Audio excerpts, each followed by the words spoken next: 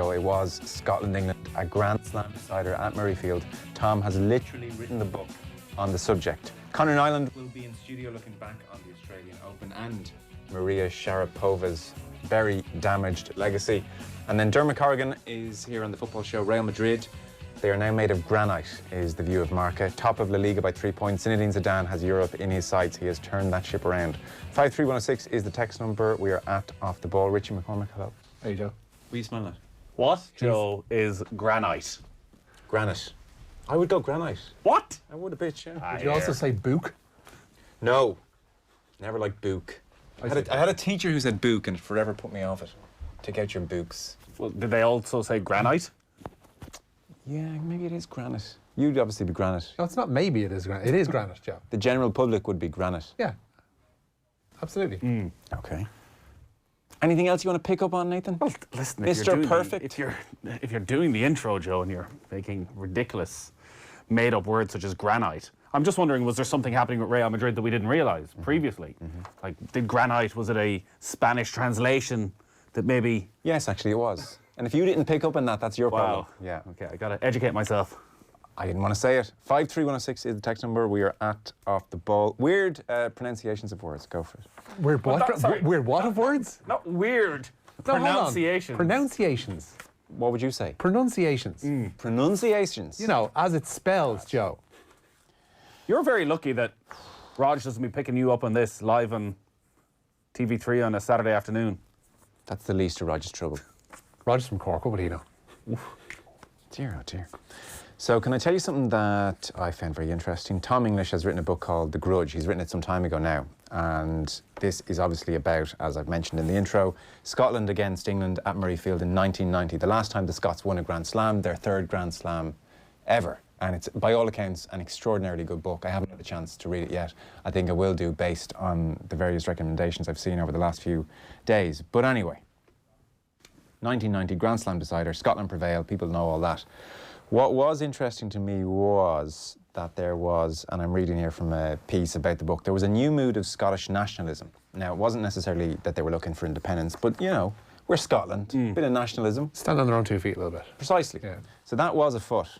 And Scotland's rugby folk were far from immune. At the end of the 1989 season, even with the ultra-conservative Scottish Rugby Union, with the Princess Royal as their popular patron, they decided that God Save the Queen was no longer a suitable anthem for their team. I didn't know the Scots had been singing God Save the Queen in the 80s, but they had. So for the 1996 Nations, they switched to Roy Williamson's folk ballad, Flower of Scotland, which is dedicated to Scotland's victory at Bannockburn.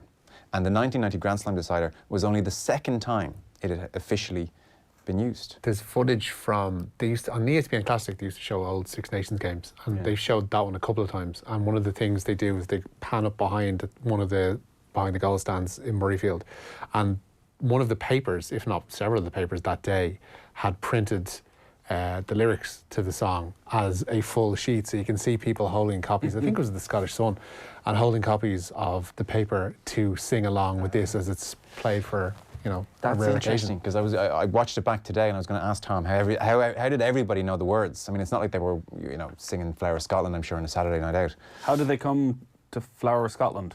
Was there a public vote, or was it just always there? As in like a Fields of Athenry type number? I don't know, it's a good question, I'll ask, yeah. Scotland's victory at Bannockburn, obviously, yeah, beating the English, always a good starting point, but I don't know why in particular Flower of Scotland. Anyway, we're sitting around the office earlier on. Busy. Going about our business. Now, The Office, oftentimes, you know, people say, I watched such and such on Netflix, I thought this. The rigorous debate can break out. Now, I was busy, I didn't have time for rigorous debate. So I threw out, uncontroversially, I thought, geez, Flower of Scotland, it's a great number. A great tune. Uncontroversial. So I thought. JP, producer JP, useless, he said. He says, useless. He said, there's no peak, it's all trough. Yeah. He said, there's no soaring moment. It never even takes flight. It's a dirge, is what he said. I don't think he's wrong. What? There was a point last Saturday where the combined Garda #1 and Army bands were playing it at the Aviva, and I think they tinkered with it a little bit to the point that it almost turned into a polka. And by the time they got to the end of, you know, they panned the camera along the team, by the time they got to Stuart Hogg, dude was laughing. Now, this may have thrown him, may have ultimately led to him dropping the ball, but he was definitely laughing by the end of the rendition of Flower of Scotland. And I would agree with JP, it needed a bit of what my auntie used to refer to as a bit of jizzing up. And that's what happened on Saturday. You have ears made of granite, can I say? That was the Garda band's problem. Yeah. What's brilliant about Flower of Scotland Talk is to me. you can only imagine it being sung by Scottish people. That's a great It's a point. reflection of the Scots. Yes. Everything about it is just, yes, there's an internal anger towards the English. Even when they're playing Ireland, they're thinking about the English and how much they hate them. And there are few more special places to be than Murrayfield. First verse, music stops, crowd takes over. Yeah. And even watching the Scottish rugby team and the Scottish football team is different, because the Scottish football team, they generally don't stop the music, they just tear into it. Oh, it's as good as it gets. It's right up there. As good as it gets, right? Pete, come on, give us a blast. Oh, flower of Scotland. Why have... JP, you sabotaged us! Pete, get me something from Murrayfield, will you? JP, that's disgraceful. That is trying to shape the debate. No, that's a disgrace. That's a disgrace. That's the song is very essence. When we said... That's like doing an acoustic version of Maniac 2000 and trying to say it's a fair reflection of the song. JP, when we said grab some Flower of Scotland audio, you knew we meant from the stadium. With a little No, bit you should of be anger ashamed. in it. You should be ashamed of yourself. Look at them scrambling in there. JP's like, don't get it. Don't get it. That's all we have. You sing Flower of Scotland from your belly. That's where you sing it. Flower of Scotland while swilling a pint. That's the only thing I can envisage. It's not good. Nathan, seeing as we're on the same page here. Oh, flower of Scotland. That is dreadful. That's dreadful. When will we see your likes? That's a disgrace. Let's power rank these. Let's power rank the Six Nations anthems. Okay. Are we starting from top or bottom? It's a good question. You have to start from the bottom. Build a bit of suspense, Joe. Of course, we should point out there's Like the charts. there's 7 anthems within the Six Nations. And somehow, I reckon, Ireland is 7th and 6th. It pains me to say it. I think we're bottom with both of those tunes. Ireland's Call, yes. Phil Coulter wrote a better song for England in 1970 with Back Home. Aaron Levine is also right down. I'd have it way above Flower of Scotland. Stop. I would. No. I don't think it's even a contest. I agree, but you're completely wrong. You would not. I'd have it above Flower of Scotland for sure. That's just blind nationalism. Flower of Scotland is one of those It's anthems. beautiful, When Flower it's of Scotland. when it's played well, even if you're the opposition, you think, fair play to them. 100%. Great bunch of lads. Players were laughing Great at bunch it. of lads, the Scots. And there's something very beautiful about it as well. Oh, like would you, the melodic. you heard that? Well, obviously, that was a disgrace what he picked out. That was like the iTunes sample or something. What is this? Is this the version we're going to get of all the anthems now? The panpipe version. The Colin Wilkinson. JP, do you have Aaron Levine ahead of Flower of You need the Scotland? proper pipes and the drum. Here, he has Aaron Levine. Yeah, He okay, has Aaron Levine ahead of Flower of Scotland as well. Yeah, rightly so. Right, okay. Well, this is our power rankings for the time being. So we're going 7th is Ireland's Call. Yeah, Yeah. definitely. 6th, Our Own Levine. Yes, which leaves us with, okay, the Italian anthem, God Save the Queen, La Marseillaise, O Land of My Fathers, the Welsh anthem, of course. So I think God Save the Queen is next, bottom. As in, Just for familiarity. So you're putting, sorry, just so we can get this live on air. can I have a reminder of You're this, please? putting the English national anthem ahead of the Irish national anthem in anthems you prefer to. What was it? While you're mentioning office debate. Oh dear. I'm not sure this is a good idea. Because there'll be somebody who's just stepped Hang into there. on. Wait, you're just separating the history for a second. But it is memorable. It's memorable, precisely. This bit, that's class. That's soaring. Key change. You gotta love that. Yeah, I'm comfortable saying that's That's better. the Westlife off the stools moment. I'm comfortable saying that's better than ours. No? It's separating the... I would say so. It's certainly more memorable. I can't imagine if there's anybody from outside of Ireland listening. You've taken the words out of my mouth. If you were from Poland and you were playing Ireland in a friendly, would you come away going, oh, their national anthem? And that's if you lived here as a Stands out. Polish person for the last 10 years, you still wouldn't know.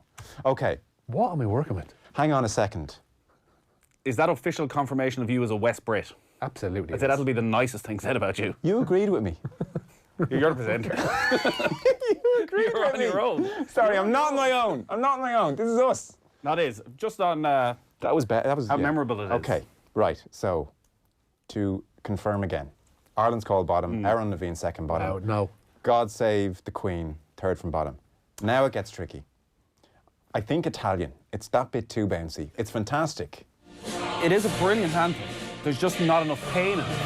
There's no pain. Where's the suffering? Yeah, I agree. This is... But Jesus, good though, isn't it? It is a bit... There's a big gap between this batch and what we put bottom three. Setting aside the rugby context of this, Gianluigi Buffon, eyes closed, pumping this out in the World Cup. That gets you. What about Gigi singing this? Love it. Yeah, now I'm listening, I'm thinking of pushing it up to number 3. Can I have the Welsh one? I see the Welsh... just before you play this, Context is needed for the Welsh one. there's a difference between the Welsh anthem if it's that terrible iTunes version that you seem to be getting out of. Seems to be the only one. Yeah. Scotland was the only one that got There's that a mix. difference between in particular, the Welsh anthem being sung Live. at the Principality by those brilliant Welsh singers, and you know that. What's that? How many points is that worth? A cappella as well. choir. They don't bloody well need it. They don't Choir need from the valleys, instrumentation at all. straight from the valleys, Give us a straight anyway, into the Pete. Millennium Remind Stadium. me. Remind me.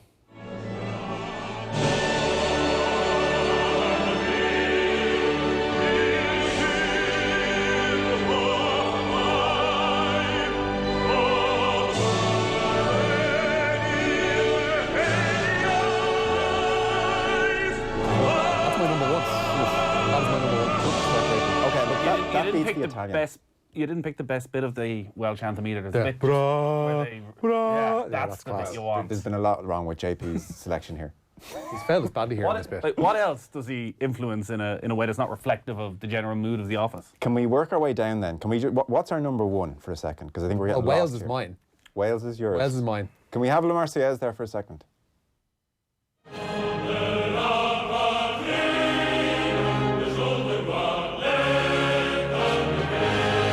This is a dodgy version of that. Why are you picking this? Sounds like the Red Army Choir. Not a great version. Well, I mean, newsflash. We haven't had a great version leave yet. it because this is the best bit Okay. in a minute, where it just slows down, gets a bit emotional. See, that's what the Italian one lacks. This is the bit of the entire anthem. Part of it, yeah. This is a good middle eight. Did he cut us off? Here. It's like you're trying to ruin this already bad piece of radio. That's the suffering, and then it just kicks up again Somebody think of the inroads. and matches the So where does Flower of Scotland feature with these? I think they do trumpet just about, don't they? And how? Marseillaise, I think, maybe number 1, Flower of Scotland 2, Oh, Italian 3, Welsh 4. you're having Welsh 4? Welsh 4, are you on drugs? I'm not agreeing to that. No, Welsh 4. No, I'm not agreeing to that. I'm not agreeing to that. This is worse than your Scotland call. Hang on, we found a new contender for number 1. At the end of the Six Nations. And come the hour, come the power and the glory. We have come to answer. Andrew Strong. singing that. That's Andrew Strong from The Commitments. Is it? Yeah. Wow. See, the thing about it is, Phil Coulter wrote better songs for both Scotland and England. I think Ireland's Call gets a rough deal at the No, same time. it's rubbish. Right, Phil Of Coulter course wrote... is a It's not bit. rubbish. It's not rubbish. Oh, it's a bit harsh. It's not an anthem. It's not going to strike fear into the heart of your opponents. It's not going to make you bawl on the sideline as you're waiting for Mickey D to come Tell and shake that, a tell hand. that to Rory Best. John Hayes. John Hayes. I absolutely will. Send them back in here. I don't know if I can agree to the Welsh anthem. Welsh that 4. far down. Yeah, Welsh 4. No, Welsh beats Italian. In Six Nations terms, it does, you know? Yeah. It's hard to imagine the Welsh anthem. I suppose if you're at the Cardiff City Stadium and there's Dave 12,000 McIntyre would tell you Welsh, I think. when the roof is closed at the Millennium, and the fact that they always bring out a brilliant choir. They did manage it for the Cardiff City Stadium as well when we played them in the Euro qualifier. Like, that was class. We're going to have to park this because there's a news round to get to. Oh, really? So, lads, They're wrong anyway. I was in uni with a Scottish lass and we had a romance for a time. She sang me Flower of Scotland once. Oh my God, I will never forget it. Beautiful, what a memory. Love the show, Deck. I can imagine. Don't make that face, Richie. Deck, get over it, man. Man up. Stop now. Well, obviously it was better. No. Obviously she sang it better than this. When will we?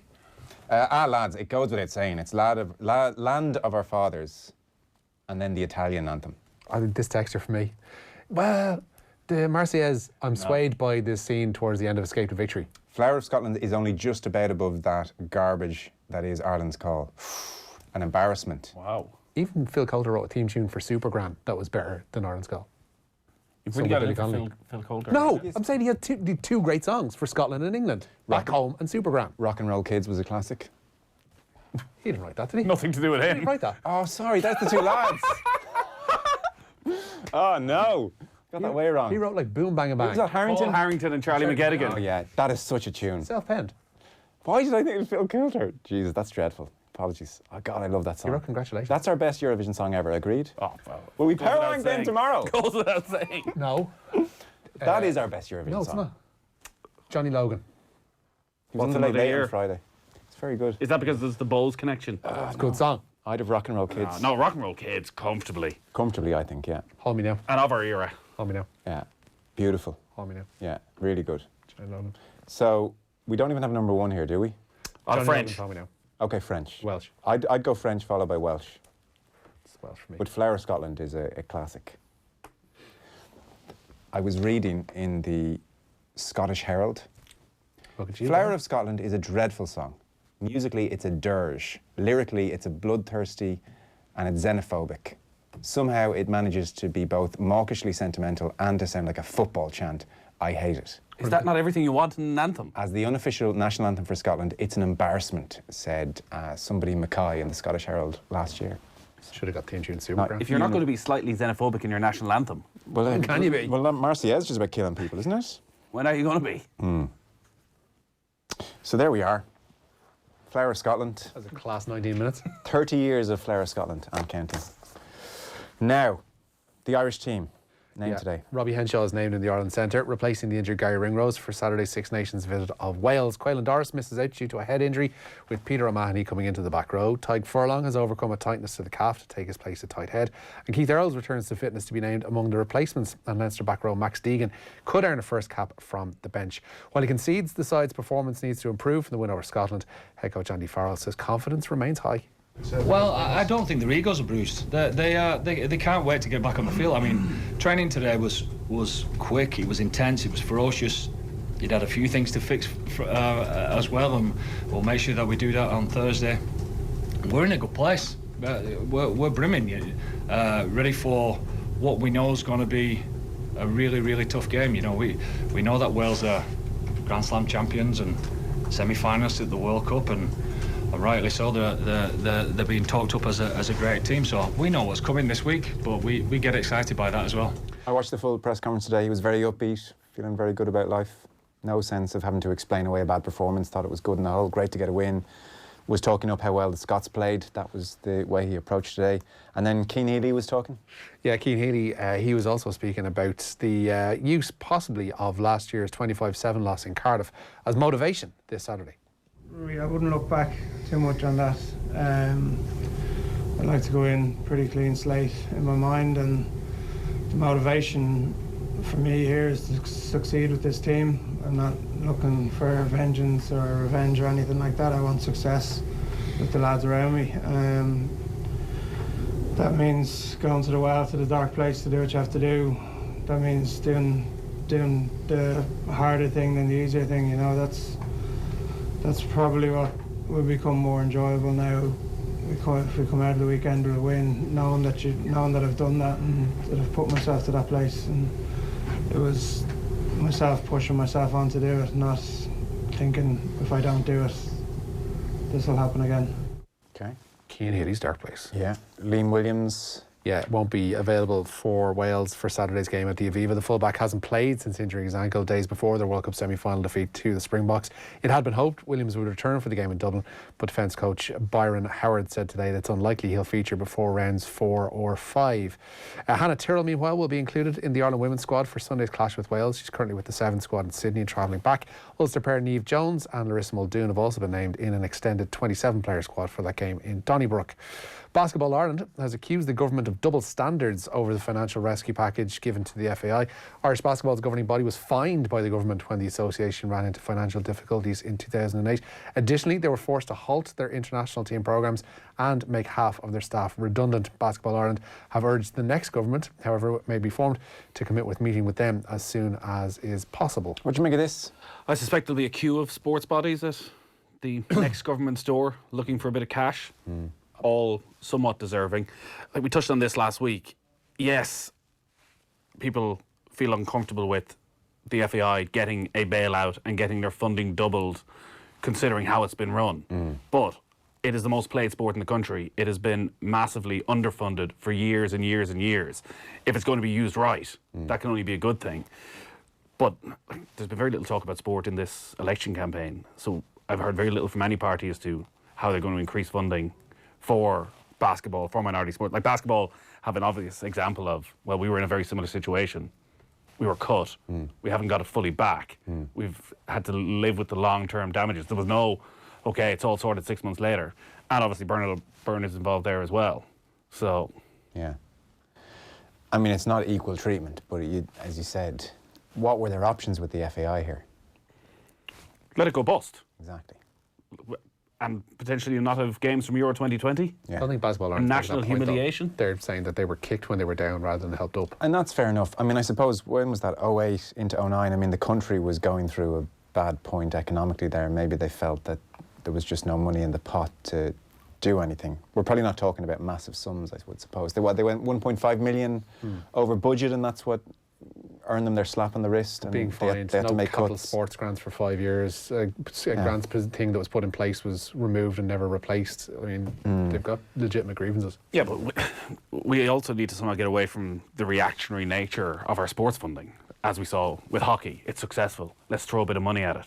Rather than looking at, well, what's basketball doing in certain communities around the country? What sort of funding they should get for that? Like, one of the proposals that was there for the FAI was obviously separating the elite and the grassroots. Now, I know most of the basketball is grassroots, but that's definitely something that should be followed. That let's have our elite side of things, but definite funding. Like basketball should be at a good level, you'd imagine. Yeah, well, it was when there was such a good tradition, and there is big participation. It's something I suspect. Well, it'll be interesting to see if there's a government response to it. There won't be one because there's an election on, so frankly, this will fall on fairly deaf ears pretty quickly. But I suspect other sports may come out with similar statements over the next while. Meanwhile, there is FA Cup action this evening. Yeah, a youthful Liverpool side taken to the Anfield pitch for tonight's FA Cup fourth round replay with Shrewsbury. Under-23 manager Neil Critchley in charge. 7 of the outfield 10 tonight are teenagers. Caoimhín Kelleher starts in goal for Liverpool. A back four of Nico Williams, Kiana Hoover, Sepp Vandenberg and Adam Lewis. In midfield, it's the elder statesman at 22 of Pedro Chiravella. Then Leighton Clarkson and Jay Kane complete the midfield with Harvey Elliott and Curtis Jones up front with Liam Miller. A trip to Chelsea awaits the winners of that one. Liverpool fans, if you're wondering, Jurgen Klopp is watching on an LFC TV feed on his laptop, and he may phone in at halftime with a message. Literally phoning it in. Yes. This is the vote of the Klopp jury. I still can't believe he hasn't turned up for the match. There's absolutely no reason for him not to be there. No. It would have been a class move if he went surprise, walked in, think of the lift he'd give everyone. Well, the other move I saw, which would be pulling a masterstroke, was he turns up at a full-strength side and batters them 15-0. Lads, are you mad? Yes. Niamh Kavanagh within your eyes is Ireland's Best Eurovision winner, says Damien in Santry. Niamh Kavanagh is lovely as well, by the way. Interviewed great person. Amazing performance as well. As JP adds, very underrated. She hit some outrageous notes in that song. She did, yeah. That's tomorrow's show. Yes. It's tomorrow's show. Right now. We've another Newsround to get through tomorrow. We've enough to contend with here. Go on. She does hit some mad notes.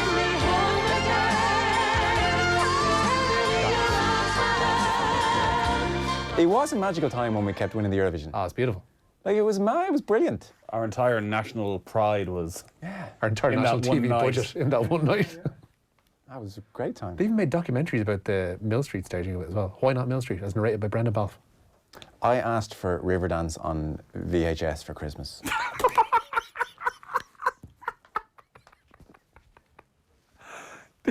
Just when I thought we couldn't get There's no way more back from this, peak is there? Molloy.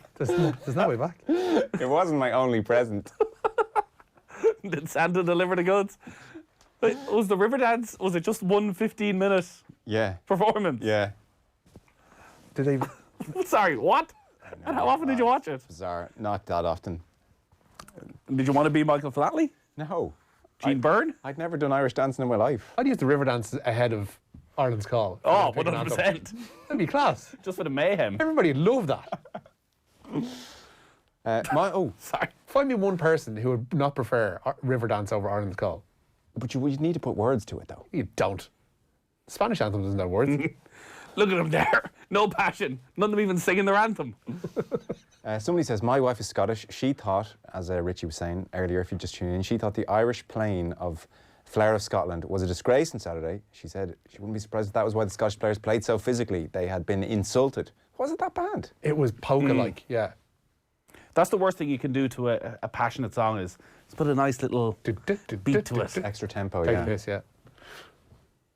Okay, there we go. I think we got through a lot there. Yeah, the Riverdance VHS has been think of it. Elsewhere tonight, Newcastle facing a tricky trip even to League One. Oxford, easy for me to say. A trippy trip. A trippy trip, it could be. The winners of that will face West Brom in round 5. Landlords entertain tenants tonight as Birmingham face Coventry. Cardiff play Reading, and Manchester United await the winners of Derby's replay with Northampton. Clock has got against us. Get to the main story today. Jesus Christ. And actually just leave golf alone for one day. But this is actually interesting if you're a golf fan, and it will affect amateurs and professionals. So after years of people cribbing about how far the ball is going, some interesting news today. The RNA and the USGA have released the key findings from their Distance Insights project. Stay with me. Golf's governing bodies have decided that increased distances from players are detrimental to the game. The study found that by the end of last year, the 20 longest players on the PGA and European Tour were averaging 310 yards. Both bodies are to test the waters for rules that could see the use of clubs or balls to reduce hitting distances. What do we think about this, Nathan Murphy? I'll be interested to see how quickly something happens. The golf ball industry is a powerful one. Very powerful one. It's where most of the manufacturers make their cash.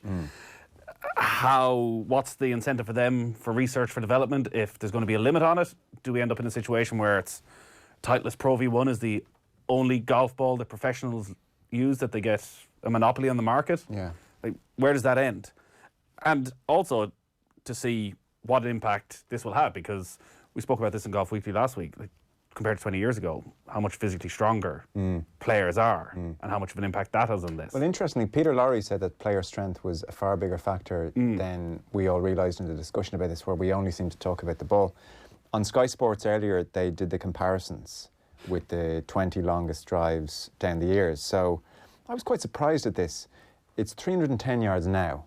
If I said to you 2003, so we're going back almost 20 years, actually, the 20 longest drives have gone from 310 now just to 303. I would have thought in the past 20 years things had gone exponentially bigger than that. Now I must say in the 90s it was 278, so it's definitely, that big jump was around kind of the turn of the century. But actually in the last 16, 17 years, it's only been 7 yards extra. But it feels like it's way worse, or certainly like far more players are hitting those numbers. Yeah, I wonder if you were to divide it by world rankings, how it would change, because it does feel as though like the top 10 players are becoming a sort of prototype of a Rory McIlroy, all upper body strength, all able to hit it straight, 340 yards consistently. I think it's great that they're doing this, because too many courses were just being made redundant. Like brilliant courses like Mary and the US Open, even the Masters. Well, even Augusta, and every year you go back, you wonder what changes they're going to make. They're constantly buying more land so they can push the tee boxes back a little bit further. Yeah, just forcing the sponsors to agree to this is the interesting thing. So there we are. That is us done for the news round this evening. Richie McCormack bringing you the day's news. We're taking a short break. Then Rory O'Connor will give us the verdict on the starting Irish 15 for Saturday's game against the Welsh. Off the ball on News Talk. Whether in the cowshed or wandering in luscious fields of grass, the dairy cattle... Okay, stop. We don't need the over-the-top voice. The simple fact is that all McDonald's semi-skimmed milk is from Irish farmers. And not only that, it's also from Bord Bia Assured Farms. So, all the milk in your teas, coffees,